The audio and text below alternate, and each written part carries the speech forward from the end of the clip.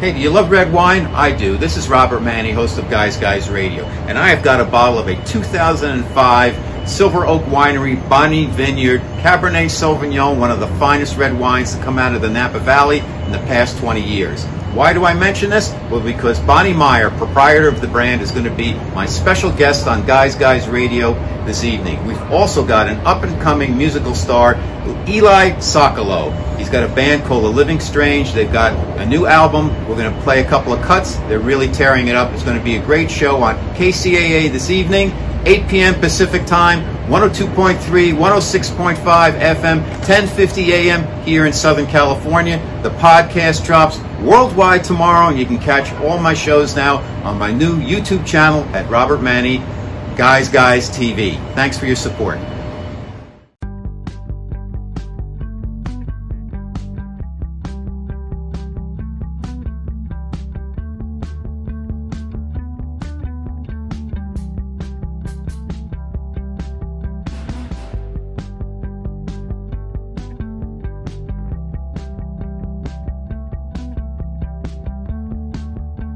It's Guy Radio. Here's your host, Robert Manni. Welcome to Guys Radio. This is your host, Robert Manni, welcoming you to the show where men and women can be at their best and everyone wins. Guys Radio. What I do here is I bring in guests that'll hopefully inform you, inspire you, and empower you to kind of look beyond the fence in your backyard at what's going on out there. I know everybody's busy. Everybody's got their business to do.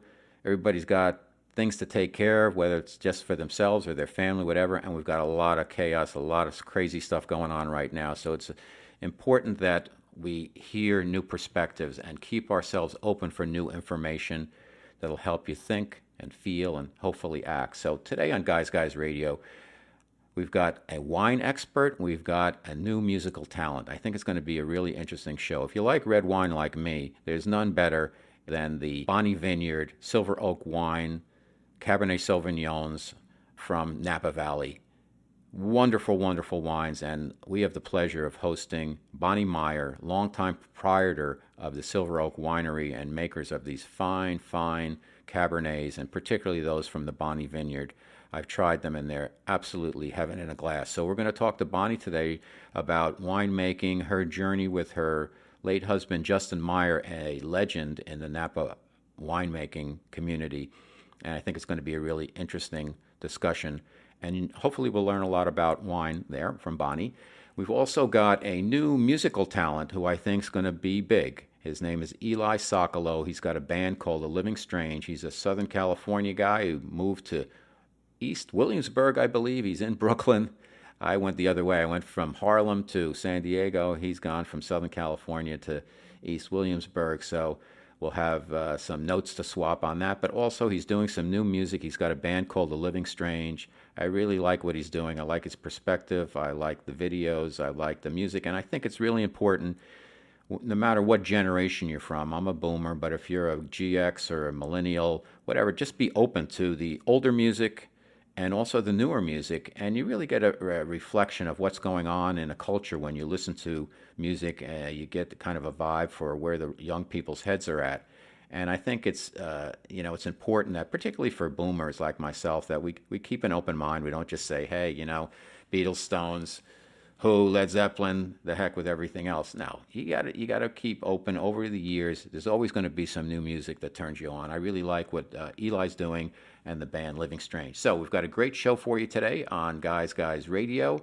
Let's see what else is going on out there real quick before we get into our interviews. And that is, of course, we're still on our own with this COVID thing because nobody has a really good grasp on it. And everybody's doing the best they can. I would say just two things to consider from your Guy here. And one is, do whatever you can to eat a proper diet, take care of yourself, get rest, don't consume too much media, don't live in fear, don't think about COVID all the time. If it hasn't touched you, keep it away. If you have friends or family that have been affected, you want to make sure that they get the proper care.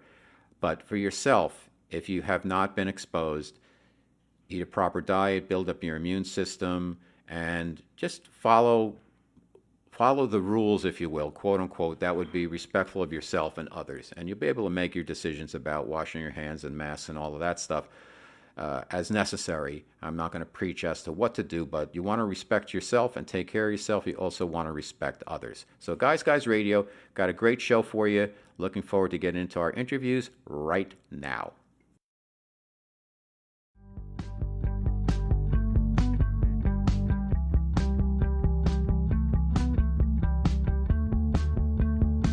It's Guy Radio. Okay, I mentioned that we're going to talk about wine today, but not just wine. One of the best wines in the world, probably one of the best, if not the top wine in California, but also one of the best wines in the world, Silver Oak Cellars. And we have with us a special guest, Bonny Meyer.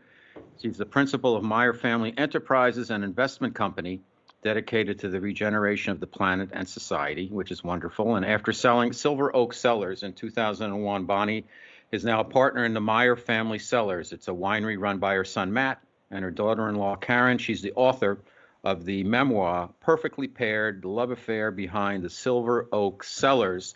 It's a wonderful story.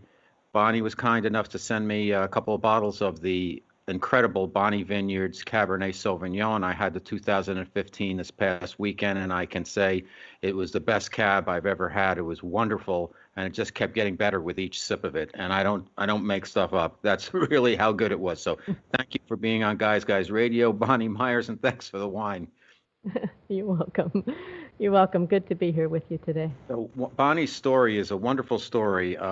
It's a love story, and it's also about wine. So I think we can talk about both things here on Guys Radio with the time we have. So let's start in with you and your husband had a very interesting coming together, if you will. It was similar to my grandfather was a movie maker. He came from Italy to New York and then to California, and he then went back and he got my grandmother, who was a nun, and he convinced her to come over here with him, and they got married, and the Manni family propagated in America. And similar to that, Bonny, you and your husband were both kind of involved with religion, if you will. Justin, your husband, was working as a monk, and you were possibly on your way to becoming a nun. So what happened? So Brother Justin at the time, was at UC Davis studying to get his master's degree in winemaking and viticulture. I showed up as a freshman. We met each other at a professor's house, and we actually spent that evening playing music together, and we were immediate friends. Later on, he started playing music with me at church. This is pretty classic, don't you think? Absolutely. a monk and a girl playing music. And after a few months, we realized we were in love with each other, but knew that we couldn't be a couple.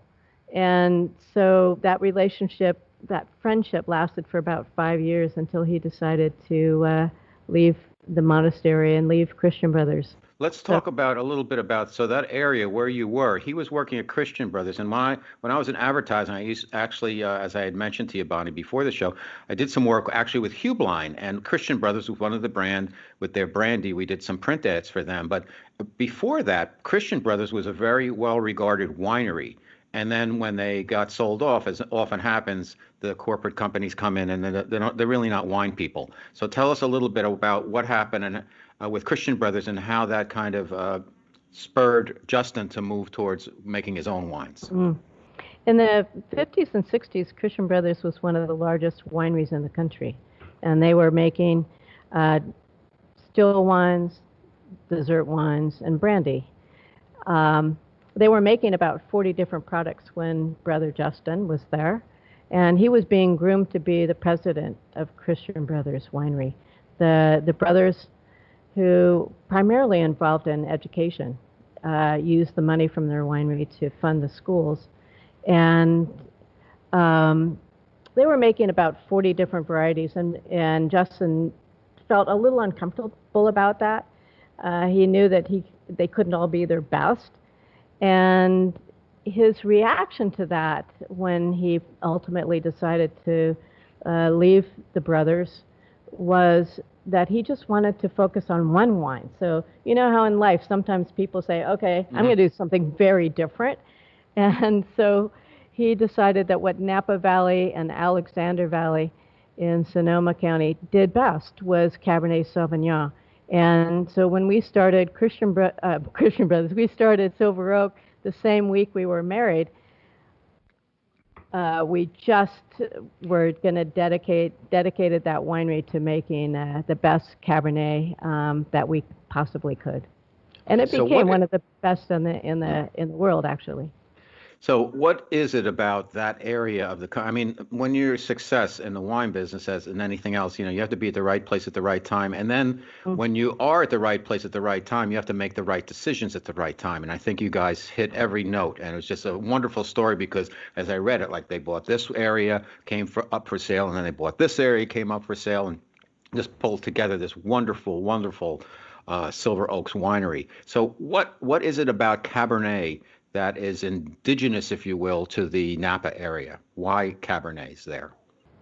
Every viticultural area is a combination of different soils and microclimates, if you will.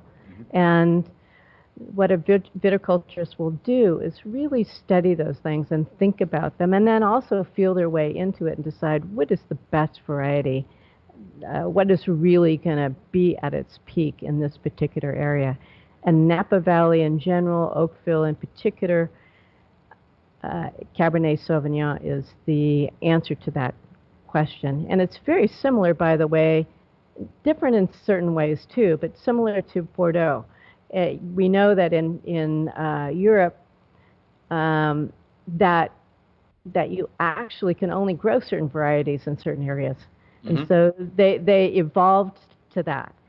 We haven't evolved to that sort of system yet, but we have evolved in the Napa Valley. Before, everybody was growing everything, everywhere. And we, over time, have evolved to picking certain varieties and rootstocks and things to grow in certain areas. What is the secret sauce, as much as you can talk about it, for Silver Oak? Why were their cabs so special? One of the things that Justin decided was that, in general, California wineries sell their wines too early. That they, especially something like Cabernet, that really benefits from bottle age, extended bottle age.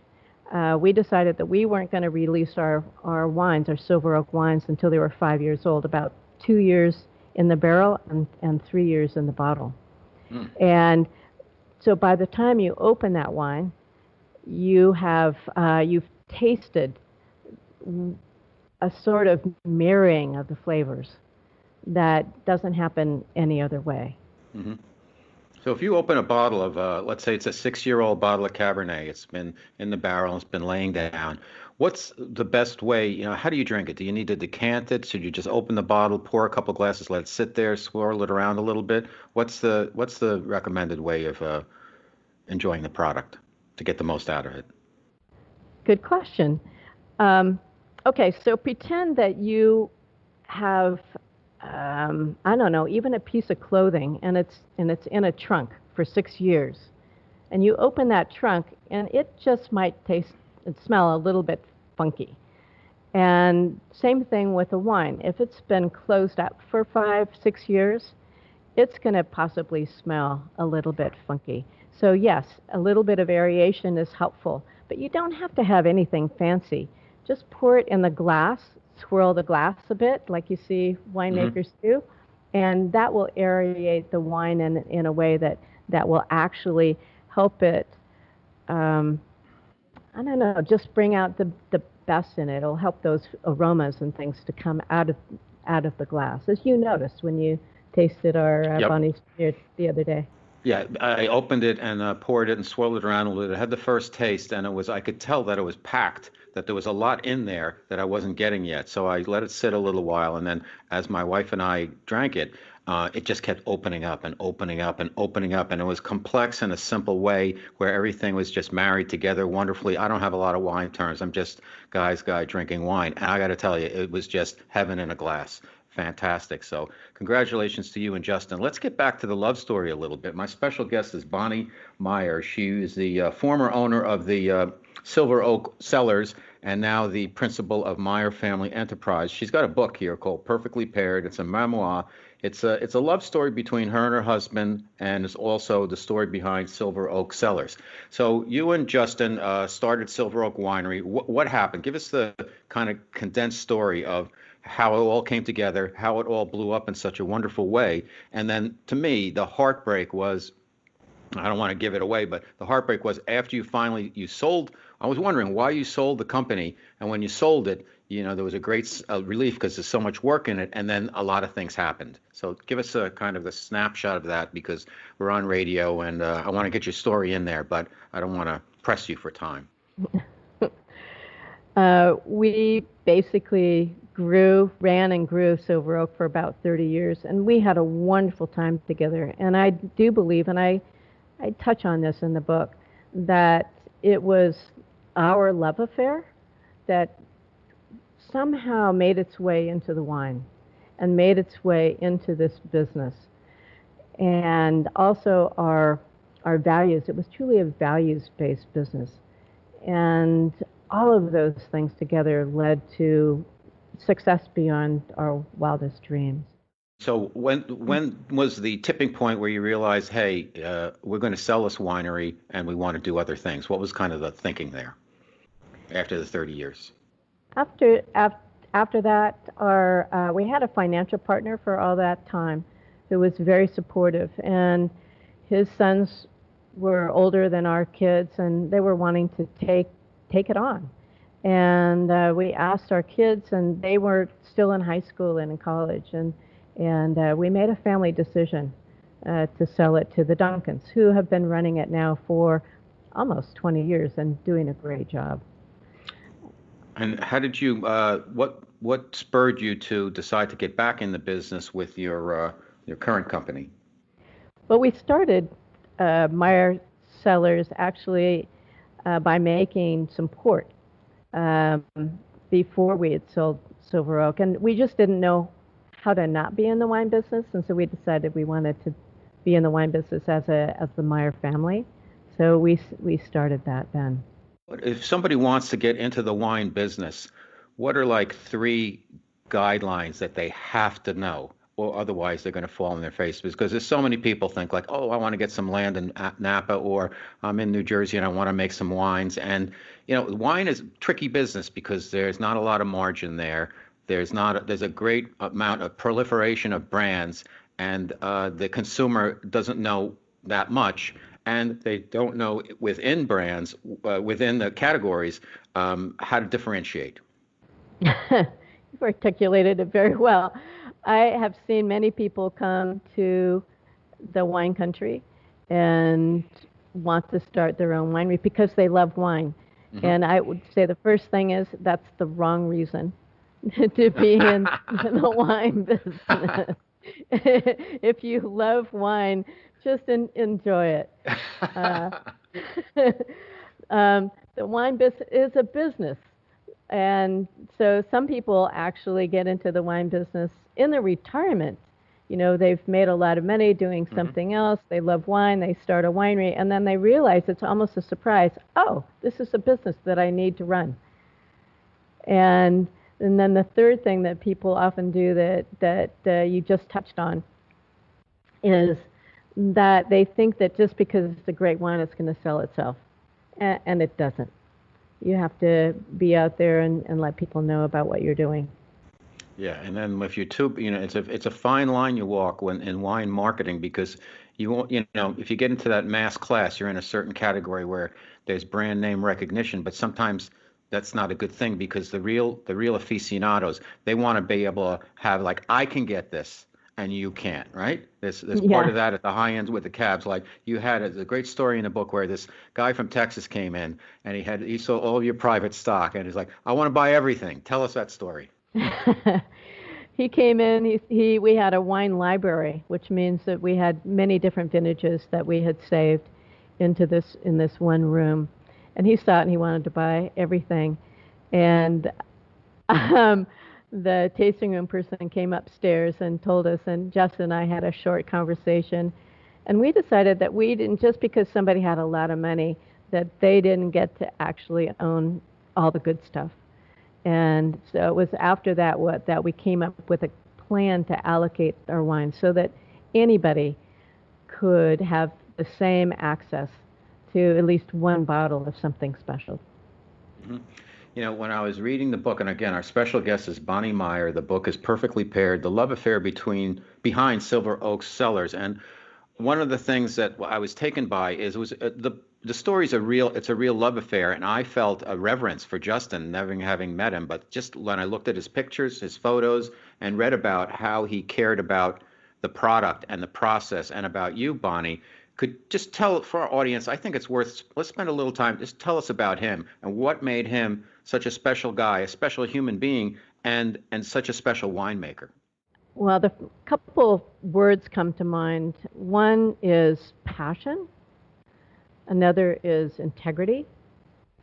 And another is a sense of humor. He was quite a character and laughed a lot. And he really lived by his values. Generosity is another word.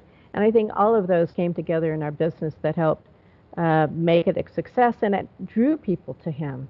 Mm-hmm. He was like a magnet, and our winery became like a magnet. It seemed like your company was a place people wanted to work, and it was that way because you guys wanted it to be that way, that you made that extra effort, not just about squeezing profits, but about making it a place where people enjoy what they're doing, and that comes through in the product. And I've seen that happen a lot of times where when the people are happy, the product's a good product, and the consumers are happy, there's some type of thread of love or energy that goes through that. Was that done by design, or was that just, this is how we roll, and it showed up in the product? It was both. It's just who we were. One day, actually early on, Justin and I looked at each other and we said, we're spending most of our time at work. I think we ought to have fun because this is where we're living. And so from that day on, we decided that we were going to bring our joy and our laughter to work every day. And then the other things, the caring about people and the relationships, really was just a natural outflow of who we were, who we are. And when you bring your authentic self to work, it's magic. Mm-hmm. It's just magic. And so it wasn't a strategy. It was more of an outcome of who we were.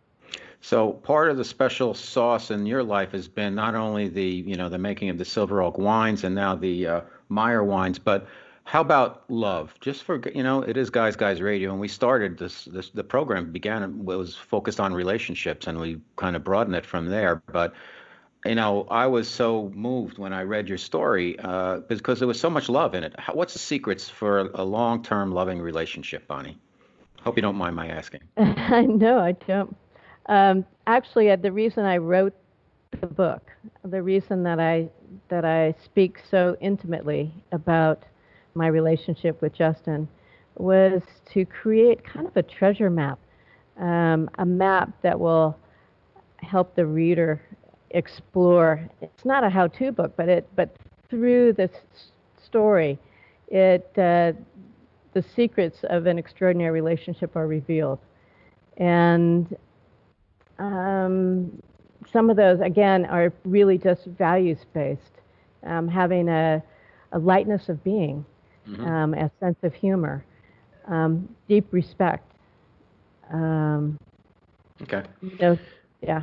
There was a couple of funny stories in the book also. I mean, one was that you were invited, you had a connection with some folks and friends in Maui, and you went out there and you were at one of the members, John McVie, the bass player for Fleetwood Mac. You were at his house, and you guys were hanging out there, and he was supposedly away on tour, and then he came back. Tell us about that and the friendship you guys made with John McVie. We showed up at his house at the invitation of the guy who was babysitting his house, caretaking his house. And when we arrived, Wayne was not there, but we managed to gain access through his sister, and we're waiting for him to return. Well, it just so happens that Wayne was in Los Angeles at the Grammys, and it was the moment in time when Fleetwood Mac won the Best For Album Rumors, award. yeah. It was, they were huge. Yeah, for Rumors. It was huge.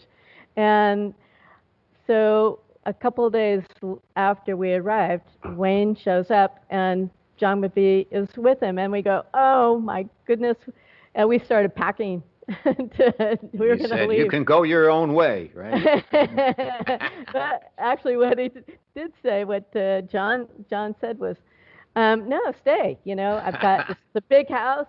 Stay. And so we were there with him and his girlfriend, and then the rest of the band showed up to party and celebrate their success. So it was an unexpected pleasure. That's fantastic. That's a great story. So, Bonny Meyer, perfectly paired, the love affair behind Silver Oak Cellars.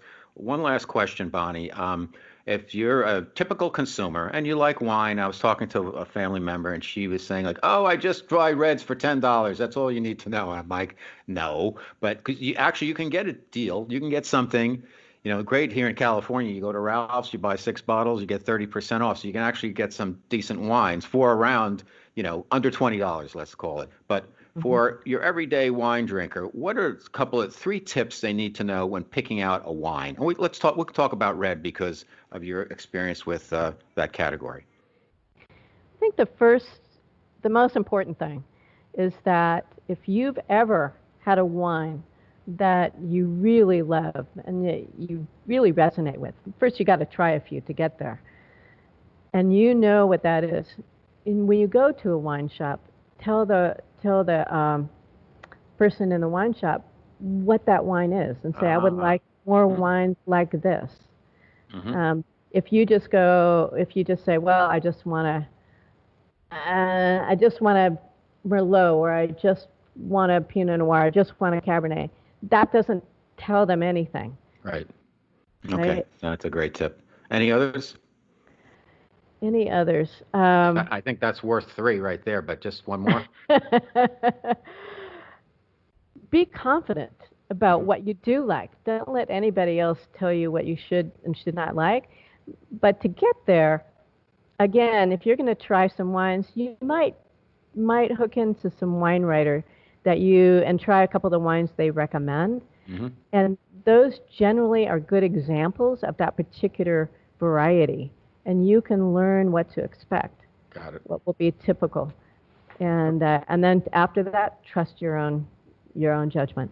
Perfect. Okay, our guest has been Bonny Meyer, perfectly paired, the love affair behind Silver Oak Cellars. Bonnie, where can people find out more about your new company, Meyer Family Cellars, about you, and where can I get the book? MeyerFamilyCellars.com, Meyer Family Cellars on Facebook.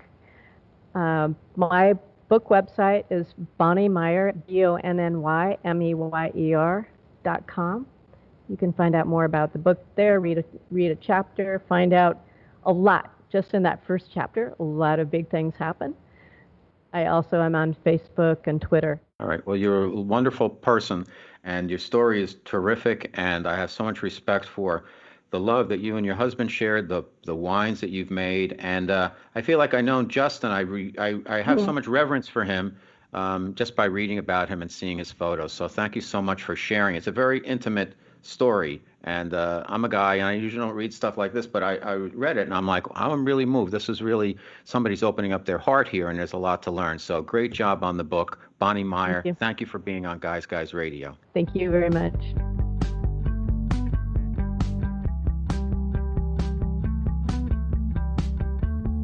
It's Guys Guy Radio.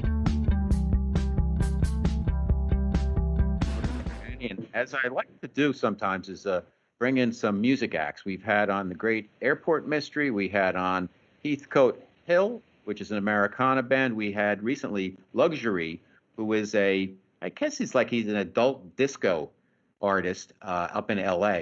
And today we have got Eli Sokolow, and he's the front man for The Living Strange, which is a East Williamsburg, Brooklyn-based trio. So we're doing something a little different here on Guys Radio. I want to get behind new music. So Eli's here. Let me tell you a little bit about Eli and the band, and then we'll bring Eli on. So The Living Strange is a compelling rock outfit. They have an ability to somehow perfectly exist simultaneously within and out of the current rock and roll zeitgeist. The Brooklyn trio have a knack for creating hooks that draws much inspiration from alt legends like Muse, Radiohead, as they do from Death Grips and Little Peep. And that mix may sound confounding on paper, and it does to me, of course, but in actuality, the band's been able to strike the right balance of humor, pathos, talent, innovation to create music that is truly worthy of the objective daring. So at the front of the band is Eli Sokolow, and he works a lot of times out of his East Williamsburg basement. He's kind of a mad scientist as well as a composer. So he uses everything from cell phone demos, samples, beats, generates the band's unique sound. He's been endorsed by some big names in the business, Matt Johnson of St. Vincent, and Jeff Buckley, and even Slash. So Eli has been able to make quite a name for himself during his short time on this planet. The Living Strange are a bombastic force to be reckoned with, augmented by two of Brooklyn's most gifted musicians, Benya Safrir on the drums and virtuoso Nico Slater behind the battle station of keys. The band is able to generate an incredible wall of sound. So let's get Eli Sokolow right here. Come on, Guys Radio. Thank you so much for having me.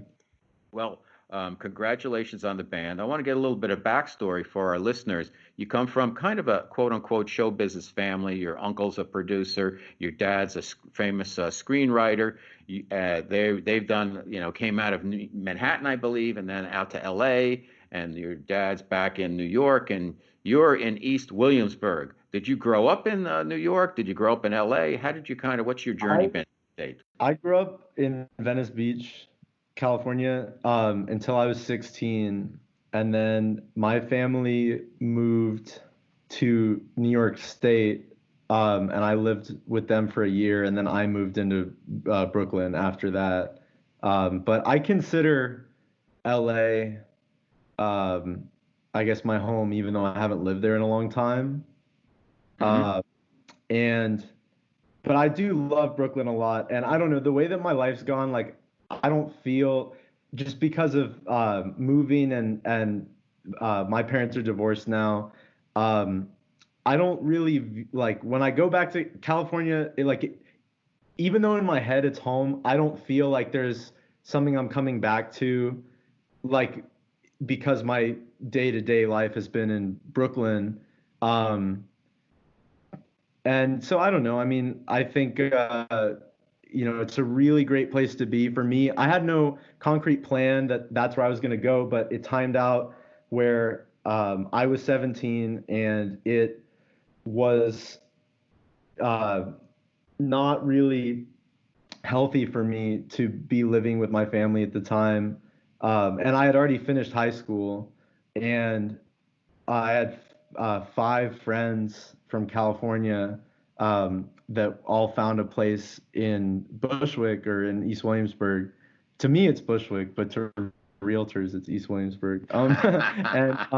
And I moved in with them, and I've lived there since. Although now I'm in a weird situation with the virus, so I don't know if I'm going to stay here. Right. But it's interesting. Go ahead. Yeah, it is. But I will stay in New York City, though. I love Brooklyn so much. Okay. I just moved out. I was in New York for 30 years, the last 10 in Harlem, and came out here, and then the virus hit, and I'm like, wow. I kind of severed ties with a lot of my time in New York anyhow, so I didn't need to be there. And now I'm thinking back on, like, wow, I got out just in time.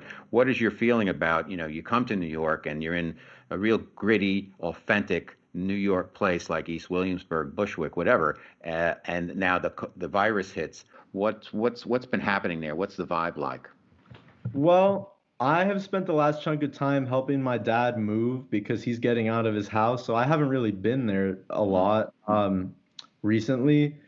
But I was there for a little bit And you know, I think that people are really uncertain. I didn't want to spend a lot of time outside. Mhm. But my building does have roof access, which is nice. Oh, cool. Yeah, so nice way to get some air or whatever. But New York City in general, I think has always perseveres and has been through a lot. And I think now is kind of just a time of change where people just kind of are adapting to it. But good on you for getting to California when you did. Yeah. So, anyhow, let's get to your music, Eli. What did you have music training as a kid? Did you play an instrument? So, What yeah, inspired you to kind of go with the music route? I started playing guitar when I was 5, and I had a teacher, and I took lessons until I was 13. But I began just because I really liked loud music. Like I had some of my earliest memories are like listening to like Nirvana or listening to Gorillaz or listening to like Arctic Monkeys or something, and or even the Beatles, whatever, like just good stuff. And just being really excited about guitar and music. And then once especially what was so cool is I think pre smartphones, especially because I feel like I was at the tail end of that. Like I was born in 1999, but like we still had like VHS and stuff like that. Like our household was really conducive to just kind of being creative and not being that like this sounds bad, but like not being that social. Like I was really happy to just play guitar all day and like not talk to anybody. Hmm. Uh, I understand. and so then I was like, okay, well, guitar's awesome. How about I try bass? And how about I try drums? And what happens if I want, how do you record a song? And what about keys and singing? And then, how about I write a song? And so, after I just got more and more into the world of music and I learned about different styles of music and my listening patterns changed. But ever since I started, I knew that it was just such a great way to spend time. So, I have been kind of doing different music throughout my life, but it's, the consistent thing is just having the relationship with that kind of practice, you Got know. it. Musicians, particularly those who are kind of getting their feet wet, they're usually appearing live. That's how even like you go to like the Stones or something, they say we've got to play live. We've got to keep the chops. Now with the shutdown and a lot of the small clubs where people would cram in there, and that doesn't look like that's going to change anytime in the near future. What paths do you see? Because I always say that chaos creates opportunities. So what do you see, Eli, in terms of opportunities to get your music out there, understanding that you can't necessarily get in front of people in the Knitting Factory and other clubs you played at right now? Right. Yeah, it's a really, really relevant question. And ultimately, it's like this. Touring is so valuable, but it's especially valuable for people like me that have like bands, like rock bands, because a lot of these artists, like EDM artists or pop artists, like won't deal with the same hurdles because they don't rely as much on live shows. Right. Like, I mean, obviously they'll make money doing it, but it's just a different platform, I guess, for a different style. And so because of that, it's really changed the conversation. And I can't speak for other bands, but I know my band, we've been having the conversations of once we decide to start releasing new music, because we had a whole plan for the year, but we put it on pause. A, in solidarity with Black Lives Matter, and B, just in general, like because we need to catch our breath. Like we don't really know, I mean, so there's so much going on. It's hard to just try and like carry on as if nothing has changed. So, as far as making money as a band, I think looking for like syncs, like getting your music and content, is a really valuable thing if you can do it. I think that selling limited merchandise is really important. And I think that trying to increase your streams, if you can, is also great. At the same time, in terms of the future of music or shows, for what would be my ideal. I think if there was a way, I mean, I don't know. I do take the approach that people's lives are more important than shows, and it sucks. I mean, it's like so many people's careers are just like so lost right now because, until this is fixed, who knows what's going to happen. But I do think that bands just need to find authentic ways to connect with people without playing live, or if they do play live, maybe they play outside and people are distanced in a way that it's safe. Maybe I've seen some people are playing drive-in theaters. Yep. That sounds like fun. I think that I mean, if I got all my dreams to come true, I think it'd be fun. Like I saw on Colbert, the Flaming Lips played, and I don't know if you know that band, Yes. but the singer, yeah. So when they played, they had the singer and everyone in the audience and every band member in their own plastic bubble. Now, I think it would be so fun because he performs in a bubble anyway, so that was kind of the joke. I think it'd be so fun if there was a show where everyone had a bubble and it was like bumper cars or something. But as far as practicality, I mean, I don't really see shows happening until this is solved. And for me, it's just, once I start engaging again, it'll just be about, connecting with people in a new way. I mean, maybe it's like, hey, comment on this for a chance to get a personal FaceTime show. I'll FaceTime 10 people, and you can, in terms of notoriety or whatever, but I could see bigger bands charging for that kind of thing, or just creating experiences. I mean, I've seen there was a digital music festival where they created an online portal that had all of this content, and you had it was like kind of a video game, but you're interfacing with new content from an artist Gotcha. that you like. And I just think getting creative. You got to with, think like, out of the box now, and you're doing that, and so it's going to happen. So keep thinking that way. So the name of the band is The Living Strange. The lead front person, if you will, Eli Sokolow, is here on Guys Radio. He's half mad scientist, he's half composer, and we're going to play a song. Why don't we just get right to the music? The name of this song is I'm So Strange. I saw the video too. It's excellent. So you can check out the video on YouTube. Tell us a little bit about the song so we have enough time to play too. I just wanted to make a song that kind of captured, this idea of celebrating your uniqueness, because especially like as a band, I feel like one big goal of ours is to make people feel like, coming to the show, they can be who they want to be, and, they're not going to be judged for it. So I think it's a bit like just about kind of embracing yourself and taking pride in like being an outsider. Okay, great. Let's play it now. The name of the song is I'm So Strange. The name of the band is The Living Strange, and my special guest is frontman Eli Sokolow. Let's put it on right now. I'm So Strange.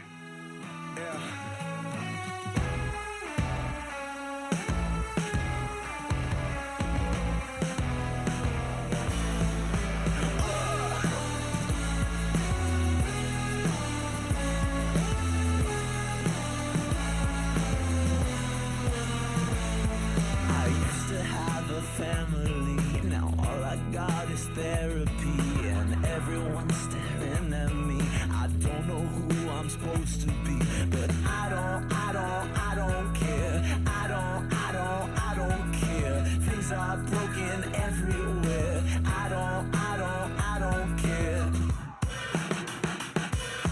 I'm so strange, I can't explain, but sometimes I just go insane. And I'm so strange, I never change.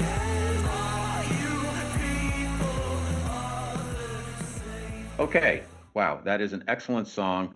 Thank you. Let's talk a little bit more because we're going to play another song on our outro, New Pet. So, what are some of your influences, Eli, for the band? It seems like you're kind of all over the place in a good way. You take from Muse, Radiohead, Death Grips, Little Peep, and more and more. I hear a lot of different bands inside that song and then the next song also. What do you consider as your main influence, and are you always taking in new influences?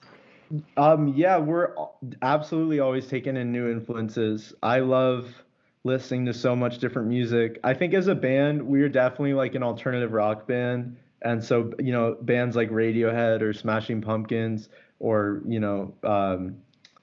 I guess Muse, even early Muse, I guess, definitely, I think, strike a lot of similarities. But we also enjoy a lot of other things. I mean, I lately have been listening to a lot of pop music, like Charlie XCX, um, and our drummer Benya really likes like Aphex Twin and like electronic music, kind of in that vein. And then Nico, will listen to um, more ambient stuff like Sigur Rós or even like dubstep like Skrillex or whatever. Like for us, I think a lot of musicians, especially younger ones, uh, are really into, the weirder stuff or the more eccentric stuff. And uh, we kind of don't have any guilty pleasures. Like we'll listen to like, I don't know, some really cringe pop song or whatever, and then we'll go right to like something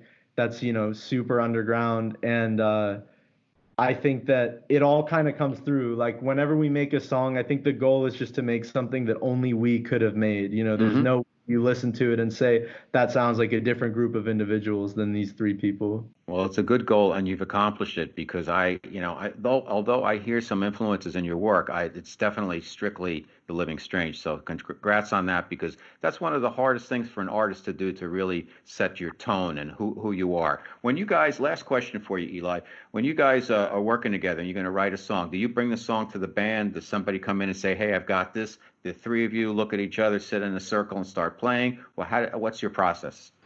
So it's actually changed up until this year. The process has usually been that I'll write the song and sometimes even record the song and then just bring it to the band. But I kind of wanted our dynamic to change. And so it's become far more collaborative with the three of us. And now it's kind of like we will, play together or we'll make a lot of beats. Like we'll just sit at the laptop and program stuff and just kind of treat it like a game, like not think I'm making a song. Just, what would be crazy? What if we had a beat that was like this? Or, uh, what if, maybe I have a riff, but I don't have the idea for the drums or whatever. And so we make a lot of beats and then we decide on a theme for the song because I lately have been really enjoying writing a bit more theme specific. Like I used to be more into kind of cryptic lyrics that were maybe a bit more philosophical or a bit more like hard to immediately understand. But then I realized kind of the power of writing is like you could really get something across if you wanted to. So I feel like nowadays I like thinking about, what's going on. Um, Okay. and yeah, so it's collaborative. Good. Well, listen, you're in New York City, and as you've probably experienced, uh, you just walk the streets of New York, and particularly Brooklyn, and you'll hear sounds from all over the world. I remember running the marathon the first time, running through the streets of Brooklyn. Every 2 blocks, there was a different band with a different beat, and it's just an incredible, New York is as a whole, it's such a diverse mashup of different sounds and cultures and people. So you're in a perfect place to do the type of work you're doing right now. And congratulations. You sing well, the production is excellent, and the songs are good. Eli Sokolow, The Living Strange. We're going to play New Pet on the way out, but why don't you tell us a little bit about this song and where people can find out more about you and your band? Awesome. Thank you so much.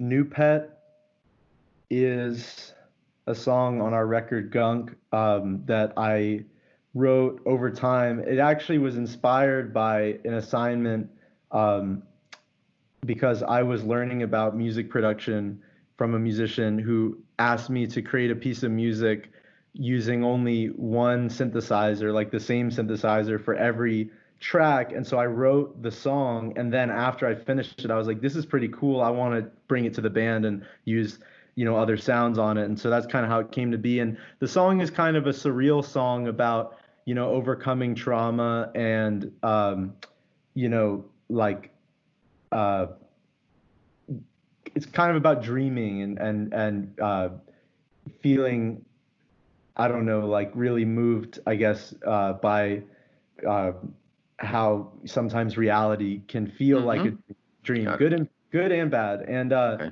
you can find our music on all of the major streaming services like Spotify and Apple Music and Tidal. And you can purchase directly from us at thelivingstrange.bandcamp.com. Awesome. Okay. Well, listen, Eli, I congratulate you on the excellent work. Your work as an artist. Just you're very grounded. Even though you're out there in your art, you're grounded. You know what's going on. So I predict big things for Eli Sokolow and the band, The Living Strange.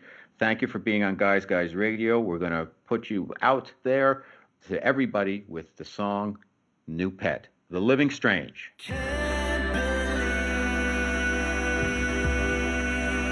everything that I have seen.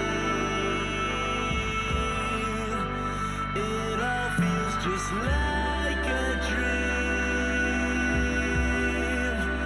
It all feels just like a dream. Like a dream.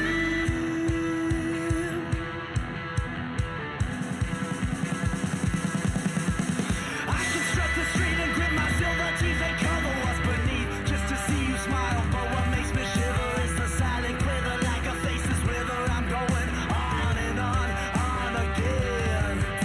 The way it had to end brought me to my knees, sent me overseas, taught me how to be alone.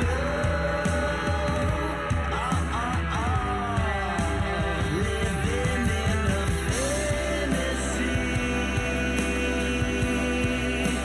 Terrified of being free. It all feels just like a dream. It all feels just like a dream. Like a dream. It's Guy Radio. Two very different but very interesting guests on Guys Radio today. I hope you've enjoyed listening to them. Bonny Meyer, proprietor of Silver Oak Winery for many years, makers of amazing Cabernets from Napa Valley. What did we learn from Bonnie? I think we learned that winemaking is an art, it's a passion, it's also a business. And in any business, you've got to have the right team, and you have to, in particular for wines, it's about sourcing your product from the right either suppliers or area. In this case, for wines, it's all about, just like in real estate, location, location, location, baby. Our other guest, Eli Sokolow, The Living Strange is the name of his band. California kid out there in Williamsburg, Brooklyn. It must be a real trip for him there because they're very different. I've gone in the opposite direction. I went from Harlem to San Diego, so I understand the journey cross country and the cultural differences. Anyhow, he's doing great music. What did we learn? I think we learned as listeners and as your host here that we've got to keep an open mind to new music. I mean, I grew up with classic rock, with the Stones and the Beatles and Led Zeppelin and the Who and Pink Floyd and everybody else, and I love it. And classic rock to me is just incredible. However, you know, over time, you've got to listen to some new things, whether it be jazz, classical, or hip-hop, or whatever. You got to open up because there's a lot of good beats out there. There's a lot of good sound. There's a lot of messages and music that's reflective of what the young people creating the music are going through and are all about. So if you really want to understand our culture and why people think certain things, and you're like, what? I don't get it. Listen to some of the music and you'll get a better idea. So anyhow, Guys Radio, we're here every Wednesday evening at 8 p.m. Pacific Time in Southern California on KCAA 102.3, 106.5 FM, 1050 AM. Again, 8 p.m. Pacific Time. The show rebroadcasts on KCAA every Sunday at 6 p.m. The podcast drops every Thursday worldwide. You can consume our show wherever you consume your podcasts, whether it be iHeartRadio, Spotify, Apple Podcasts, Google Play, Spreaker, Stitcher, Deezer, Castbox, Podchaser, TuneIn Radio, Blog Talk Radio, and also my new YouTube channel. under Robert Manni, but we call it Guys Guys TV, where we have a selection of our shows that you can consume just as you consume anything else on YouTube. So I hope you'll enjoy it and check it out because it's new. Also, my website, robertmanni, manni.com. We've got all types of blogs there about everything about life, love, the pursuit of happiness, over 350 blog posts, lots of videos. We've also got an offer there where you can download 3 free chapters to my novel, The Guys Guide to Love, which is really the source material for everything Guys Guys, about a couple of guys in advertising competing for love, sex, power, and money. It's been called the male successor to Sex and the City. It's a romp, but it's a story. It's about something. It's about friendship and redemption and relationships, and it's got flawed men and strong women characters, and I hope you'll enjoy that too, and check it out. So we're going to be back again next week on Guys Guys Radio. We've got another set of guests right through the summer and beyond. I hope you stay safe. I hope you do the right thing to respect yourself, your health, and others. And as I always like to say, guys, finish first.